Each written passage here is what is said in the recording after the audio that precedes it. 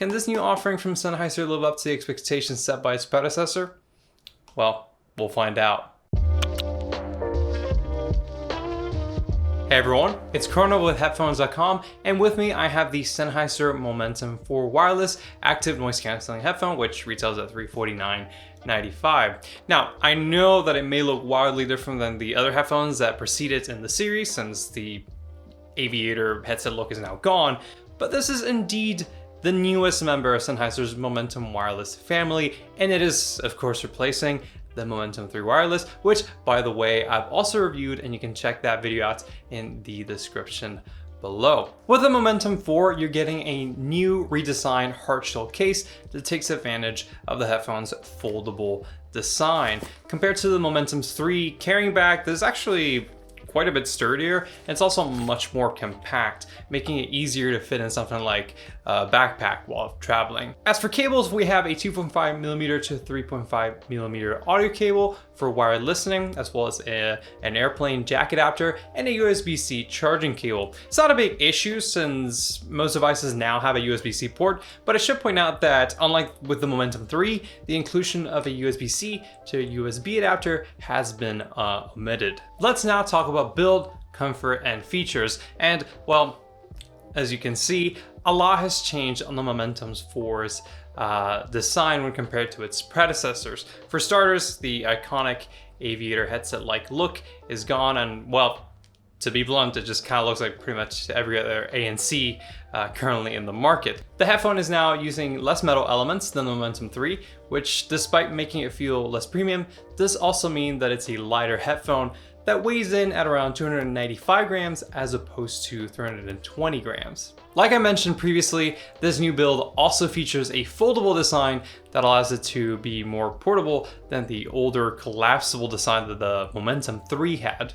In addition to the lighter weight of the headphone, changes to the shape of the ear cups and pads also make the Momentum 4 a noticeably more comfortable headphone to wear than the Momentum 3. The ear cups are wider and now allow for larger ears to fit inside the pads, and the pads themselves now use a softer filling that more gently distributes the headphone's clamp force. So overall, I'd say that what this new design lacks in terms of originality, it definitely makes up for with its comfort and convenience. I'll miss the old design, but I'd certainly say that this new one brings about worthwhile improvements. Now, as for features, the Momentum 4, of course, includes the usual stuff you'd expect from a headphone like this one. It has active noise cancelling, Bluetooth wireless connectivity, a transparency mode that blends outside sounds with your audio to enhance your awareness, mobile app support that gives you access to custom and preset EQs, as well as playback, ANC, and phone call gesture controls.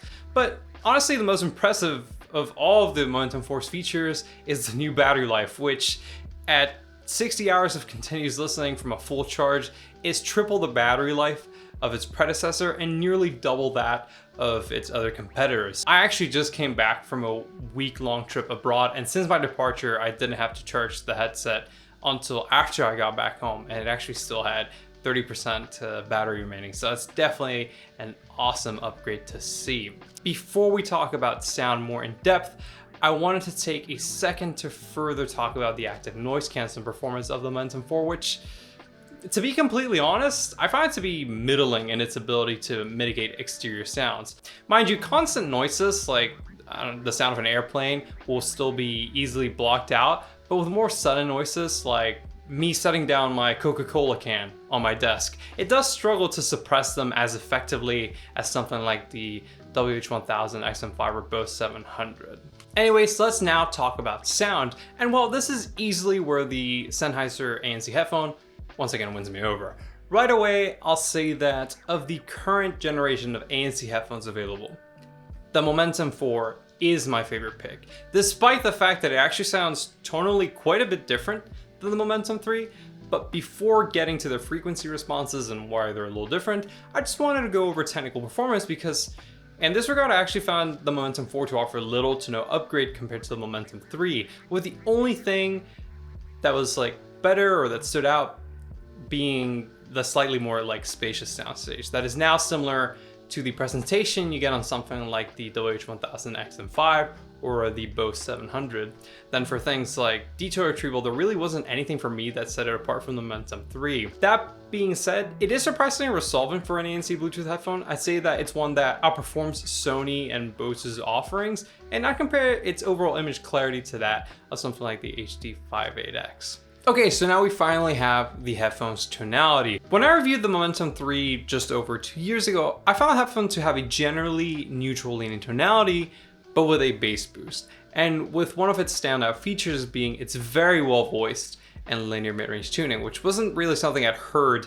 in an ANC headphone before then. The tuning on the Momentum 4 though, while still very good and enjoyable, it's one that I describe as being more of a soft V shape with an elevation in the sub-bass region, a softer upper mid-range, and more pronounced mid and upper treble. So taking a look first at the bass, like the Momentum 3, the Momentum 4 has a bass shelf under 100 Hz that adds quite a bit of warmth and rumble to the mix. However, in my experience, I actually find the upshelf on the Momentum 4 to be quite a bit more modest than on its predecessor. For my taste and preferences, this is actually a welcome change, as I could sometimes find the bass on the Momentum 3 to be too boomy or maybe even overpowering, despite it not bleeding into the lower mids. Of course, if you find the bass shelf to be too low or too high, you can always adjust the bass with the Sennheiser Smart Control app's EQ. Moving along to the mid-range, this is where the Momentum 3 and 4 differ most in my opinion, because while the Momentum 3 had really present and almost shouty upper mids, the Momentum 4 instead has like a bit of a dip in that region of the frequency response, which can occasionally make midtones sound a little blunted. Instruments and vocals still have plenty of presence thanks to the pronounced lower and mid treble, but for mid-centric listeners who enjoy the natural voicing that the Momentum 3 has in this region of the frequency response, the Momentum 4 might be a little bit disappointing, as it just doesn't really seem to possess the same level of richness. Now, something I wanted to mention is that while fiddling with the EQ settings on the app, I stumbled across the preset podcast setting, which seems to greatly enhance the mid-range while further reducing the bass shelf. I found this to be a great option for those who, like me, prefer a more neutral sound signature with present mids.